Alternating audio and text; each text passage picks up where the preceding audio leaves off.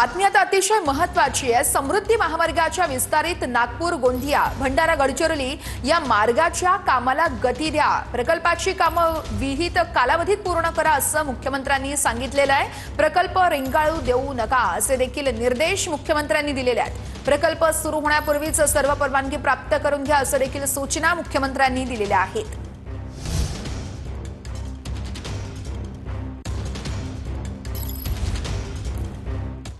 बघूयात पुढची बातमी। यवतमाळच्या पारवा गावात उपसरपंचांकडून एका ग्रामस्थाला मारहाण करण्यात आली आहे। ग्रामसभेत ग्रामस्थांना भ्रष्टाचाराचा आरोप केल्यानं ही मारहाण झाल्याचं सांगितलं जातंय।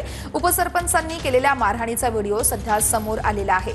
उपसरपंच संजय आरेवार यांच्यावर कारवाई करण्याची मागणीही केली जाते।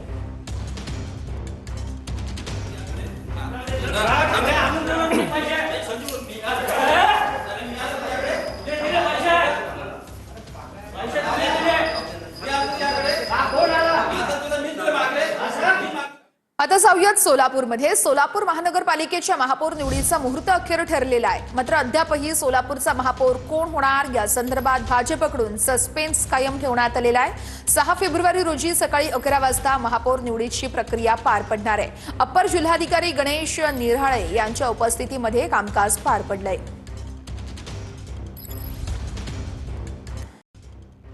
ठाण्यातील भाजप नगरसेवकांची गटनोंदणी झालेली आहे। ठाण्यामध्ये महायुतीत लढल्यानं आमचं नुकसान झाल्याचं संजय केळकर म्हणतात। स्वतंत्र लढलो असतो तर फायदा झाला असता असंही केळकरांनी बोलून दाखवलंय।